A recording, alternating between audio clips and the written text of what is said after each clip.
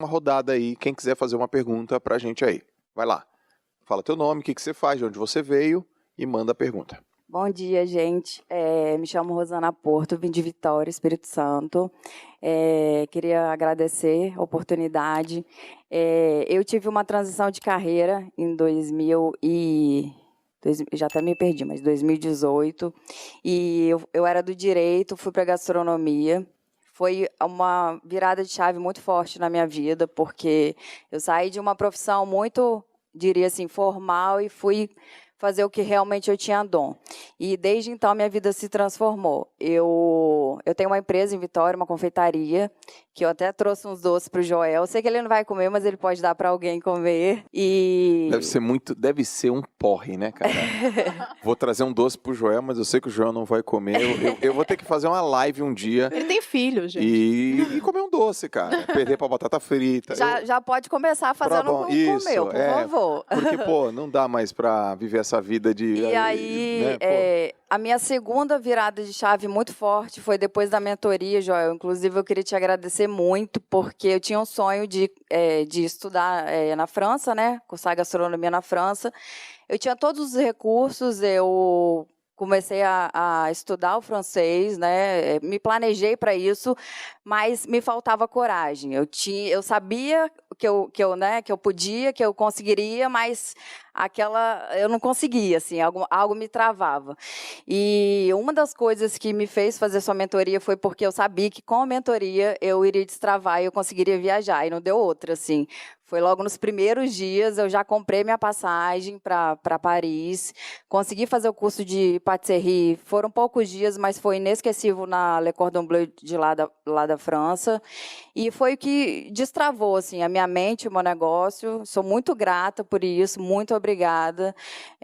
Eu acredito que realmente não tem preço, né? Não tem nada que pague isso, por isso que eu trouxe também os doces como uma forma de agradecimento, que foi minha segunda virada de chave. Mas a minha pergunta é com relação à performance. A minha empresa hoje, eu sou da parte da gastronomia, né? Eu lidero a cozinha, chefia a cozinha e tudo mais, e eu trabalho com a minha irmã. A minha irmã, ela entrou na administração da empresa, o nome é Senhoritas, e a gente tem, juntas, a gente consegue alinhar muito bem, porque o que falta em mim, ela tem, né? Porque, geralmente, quem é da parte artística, né? A gastronomia, eu costumo falar que é muito arte, não tem muito a parte racional, a parte prática muito definida, e ela tem. Então, a gente entra no flow junto, assim, perfeito. Então, o que eu queria perguntar, na verdade, para os três, é com relação, e assim, mais direcionado ao Joel, por ser pergunta de performance, de que forma vocês trabalham com familiares, né, com vocês, no caso, com o esposo e esposa de vocês, de que como vocês conseguem separar a vida pessoal da profissional, né, porque é uma linha muito tênue, de forma que uma não interfira na outra nem prejudique a outra, porque, inclusive, é uma dificuldade que eu ando tendo um pouquinho com a minha irmã, assim, de certos momentos, não, peraí, aqui é a minha irmã e aqui é a administradora das Senhoritas e não a minha irmã. Então, assim, eu vejo que vocês, assim, têm, né, uma performance muito boa nesse sentido. Eu não sei dos bastidores, mas queria um conselho, uma dica, principalmente para quem trabalha também, né, com familiar, porque no meu caso, assim, eu poderia não trabalhar com ela, mas foi uma escolha de ambas as partes, e eu vejo que juntas a gente tem muito potencial. Então, de que forma, assim, performar sem que prejudique, né, as duas áreas? Eu ia começar com uma pergunta que você já respondeu, né? Se a sua irmã realmente era uma sócia competente, adequada, certa, e você falou que sim. Porque às vezes a gente se associa com o irmão, com o esposo, com uma esposa, às vezes, de repente só para começar, porque a gente tá com medo, tá um pouco inseguro, e aí a gente continua, porque é irmão, porque é esposo, porque é marido. E ontem mesmo eu estava conversando com o Tito, Felipe Tito, ele falou que estava conversando com uma pessoa falou uma coisa para ele, e essa coisa ele me falou, e foi importante para mim, E eu vou te falar.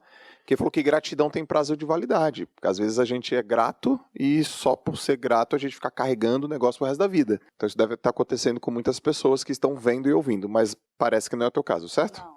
Tá. Como é que faz para dividir vida pessoal de vida profissional? Não consigo dividir, é a mesma. Não tem, não dá, né? Não dá. Já explica logo. Já não dá. Então, se você achar, putz, Joel, aqui eu vou ligar o sócio da Lalas, aqui eu vou ligar o marido da Lalas. Não dá. Seria muito legal. Incrível, mas não dá. Nunca consegui. Se alguém conseguiu, vou sentar e vou ouvir. Então, quais são as coisas que a gente faz? Eu vou falar uma palavra aqui, mas eu não queria que ela soasse rasa ou meio... putz, me dá uma bala de prata, você me falou essa palavra. Tá, isso aí eu já sei. Mas é exatamente isso que eu quero falar, que é respeito. Mas eu estou falando de respeito mesmo, não é respeito groselinha. Respeito, cara. Tá falando, escuta. A posição dela, entende. Respeitar mesmo. Não, um negocinho, me dá uma coisa diferente. Respeitar. Respeito um pelo outro. Onde que mora o respeito? Forma que fala, o jeito que fala. Não só apenas o quê, porque às vezes o quê tá certo, mas a forma que fala tá errado, aí já confunde o quê, porque a forma tá errada. A segunda coisa é clareza dos papéis. Isso tem que estar claro. Você faz isso, e eu faço isso.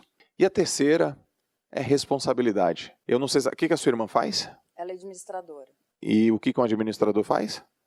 É uma pergunta capciosa, tá? Eu tô sendo sacana contigo. Gestão, né? É exatamente isso. O que um administrador faz? Administra. O que um vendedor faz? Vende. O que um líder faz? Lidera. É bem assim. O que uma pessoa que se relaciona com o cliente tem que fazer? Se relacionar com o cliente. O que um vendedor tem que fazer? Ele tem que vender. Então, se responsabilize. Porque acho que muitos dos problemas entre homem e mulher que são sócios ou pessoas da mesma família que são sócios é que quando ele perde a mão da responsabilidade, aí acontecem muitas coisas e muitos problemas. E aí traz para a família, traz para o passado, traz para coisas de criança. Então, eu procurei te contar uma história para te pontuar 3 coisas. Respeito, clareza de papéis e responsabilidade. Tá bom? Obrigada. Nada. Posso acrescentar Por favor. a minha visão? A nossa empresa começou, eu e a Malu, a primeira pessoa que a gente contratou foi a madrasta da Malu. A minha irmã, ela é a nossa sócia em um outro negócio de arrematação de imóveis. Então a gente teve experiências, felizmente, muito boas em trabalhar com parentes, mas aparentes e aparentes. Nós chamamos aqueles que a gente entendia. Essas pessoas são profissionais o suficiente para ouvir um feedback, não levarem para o lado pessoal, o que é muito difícil. E o mais importante, se um dia esse negócio tiver que acabar, elas vão entender o porquê. São pessoas razoáveis. E é natural no começo de um negócio, principalmente aqui no Brasil, a gente começar chamando parentes. Isso não acontece apenas aqui. Você pega no Irã, por exemplo, onde a legislação trabalhista é extremamente complicada, onde falta confiança entre as partes, os negócios são essencialmente familiares. Aqui, como a gente tem um histórico muito grande de processo trabalhista, o pessoal vai criar um negócio, tem medo de contratar, contrata parente.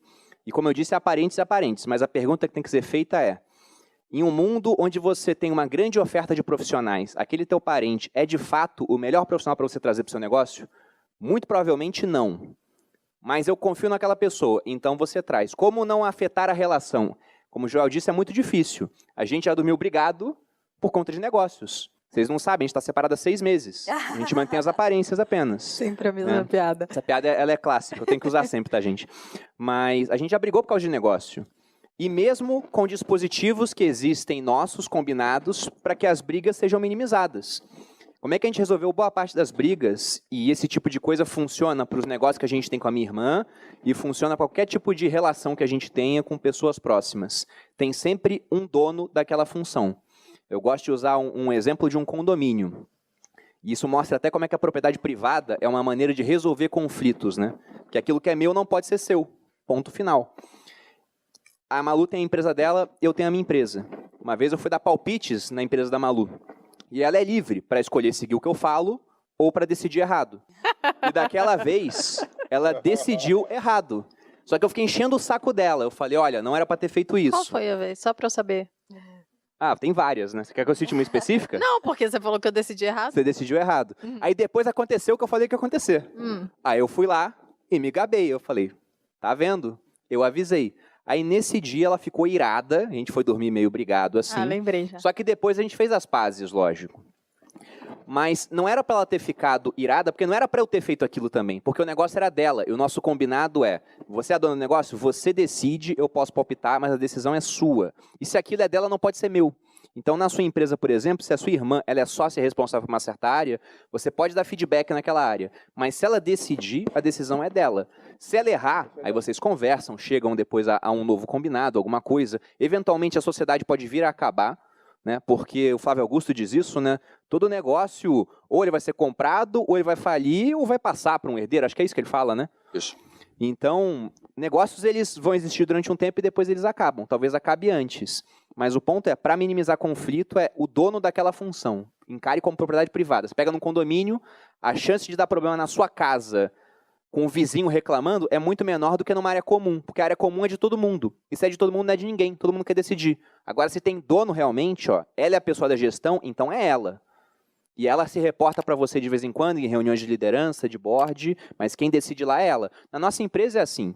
A gente senta e discute um monte de assuntos, mas o dono das iniciativas da marca Joel J, dos resultados positivos e negativos, é o Joel.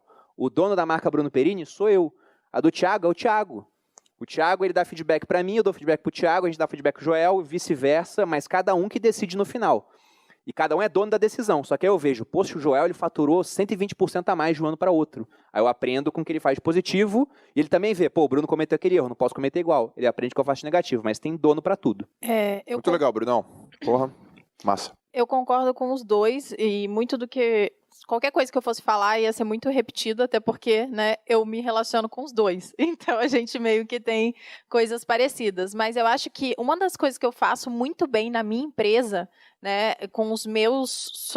Eu tenho alguns sócios, mas na minha empresa mesmo, com os meus funcionários, é que eu deixo muito, mas muito claro a responsabilidade de cada pessoa e no que ela é responsável, assim, qual é a função dela ali. E eu estou sempre perguntando, é isso que você gosta de fazer?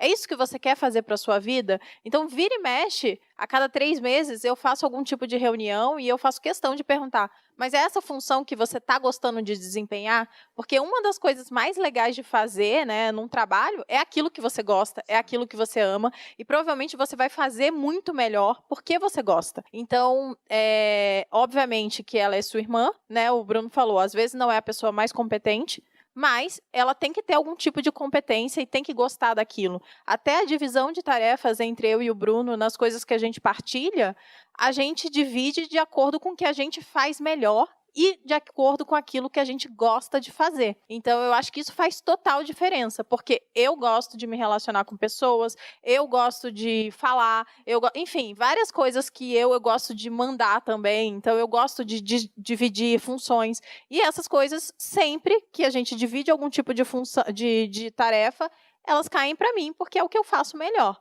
E ele gosta de lidar com investimentos, ele gosta de, sei lá, fazer algumas coisas. Às vezes ele não gosta, mas ele é melhor naquilo. Tem coisas que eu odeio, mas eu faço porque ela odeia mais.